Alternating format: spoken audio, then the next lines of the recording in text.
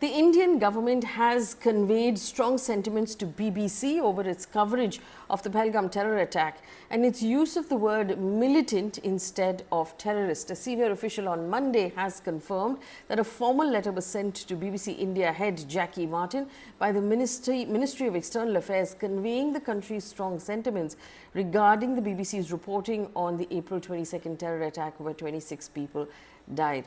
Now, I want to pause here for a second to note that while our entire country mourns the life of those lives lost in that attack, 26 innocent lives, the Western media seems to have taken many liberties in their coverage of this issue. A lot of times using the word militants and terrorists as interchangeable, and worse still, some have even used the word gunmen in that place. So let's take a pause here to take a look at, first of all, what that coverage was like in the Western media, what the meanings of the word militant and gunmen and terrorist are, and why it is a problem when the Western media actually covers an issue like this. Let me first take you through some of the main headlines of that terror attack. The BBC, like I pointed out to you, referred to the attackers as gunmen and militants. Reuters and Associated Press. Reuters choose to describe the perpetrators as suspected militants. Associated Press said militants. Guardian said a group of gunmen, suspected militants instead of terrorists. Washington Post called them gunmen. Even the New York Times said militant, and the US government's own House committee actually pulled up the New York Times on social media and corrected that for them. Sky News in the United Kingdom reportedly used the words terror attack in inverted commas, like it was a question in some way. Why is this a problem? In order to understand that, let's first take a look at the definitions of these words, right? So first of all, terrorism. To understand a terrorist act, let's first take a look at our own laws. So the UAPA law in our law, which is the Unlawful Activities Prevention Act, this is our terror law. It describes a terrorist act as whoever does any attack with the intent to threaten or likely to threaten unity, integrity, security and sovereignty of India, with the intent to, and this is important, strike terror or likely strike terror in any section of people in India or a foreign country.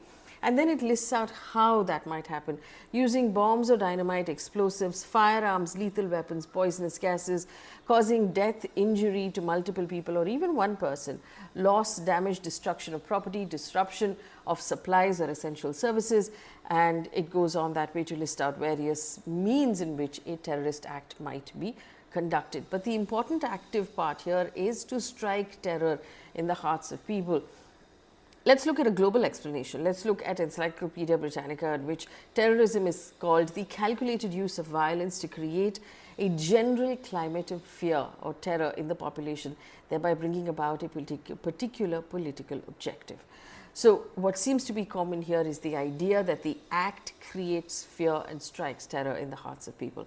What is a militant, on the other hand? A militant is a more generic term used to describe a person who chooses to resort to violent methods to support a political cause. Now, does it matter when these words are used as interchangeable? Yes, it does. There is a big difference for when you say gunmen or you say militants or when you say terrorists. Now, when you say militants or gunmen, you are watering down the issue of what has happened and you're presenting a sort of weaker version of what has happened, and then you put it changes the way the world perceives the incident. I want to give you an example. During COVID, you'll remember when Donald Trump was in his first term as president, instead of calling it the COVID virus, he kept calling it the China virus. And that led to certain assumptions about that virus. That led to certain, people had these ideas in their head about where that virus came from. So the words that are used in headlines are important. And as a journalist myself, I must point out to you that these words are deliberate. These are not accidents. They don't magically show up on the front page headlines of any of these organizations. People sit and discuss the headline before it is chosen. So just to put it very, very simply, someone holding a gun or wielding a gun is a gunman. Someone who joins a violent political movement is a militant. But someone who wields a gun and joins a violent political movement and then opens fire on a group of innocent civilians, innocent citizens who are not part of any of the defense forces, who cull them out from the group for being male, for being Hindu, who fire upon them in front of their wives and children, who drive terror and fear into the hearts of the women and children present, who drive terror and fear, sorrow and anger into the hearts and minds of the rest of the country. These people are terrorists, and there is no grey area here. There's no misunderstanding. There's no part of this is subject to interpretation. So the global media here, by underplaying the issue and using the wrong words, has actually betrayed the fact that it is deeply racist, and it is on very often, as we've seen it over and over in the last couple of years, have shown that only white lives matter to white newsrooms. Let me give you some examples. There's a lot of selective coverage that happens. Very often, coverage tends to be more sympathetic to lives in Europe and in US, if you consider Ukraine versus other conflicts that are happening in the other parts of the world. Similar tragedies that happen, for example, in Africa or in Asia or in Latin America do not receive the same kind of empathy or sympathy. A terror attack in Paris or New York will be called a global tragedy, but a similar attack in Asia will receive very monotonous mechanical reporting. A famine in Sudan or a war in Africa will not receive the same kind of headlines and the same kind of space and the same kind of sympathy. Language is really important, and we've seen the Western media do this very often, where there's a white perpetrator, where the gunman or the militant or the terrorist is white, they are called a lone wolf. There's some sort of, subjective interpretation about the fact that the person's mental health was a problem. When the perpetrator is not white, the word terrorist gets used immediately. And when the incident is not happening in a white country, or the lives lost are not white, and a lot of times it's underplayed greatly. There was one stark example where there were many people from the Western media who described refugees coming out of Ukraine as they look just like us, not like those coming out of Syria and Afghanistan. And that was a really stark example of how the Western media deals with issues they're covering outside of their racial borders.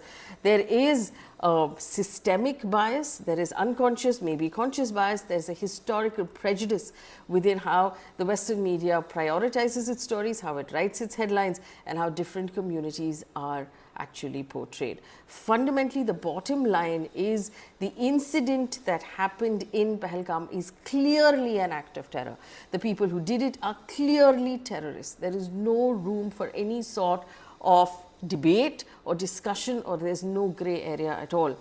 Fundamentally, the headline should simply read 26 innocent civilians gunned down by terrorists in Jammu and Kashmir. Full stop. And until the Western media comes on board, it's going to be more and more difficult for us to take them seriously.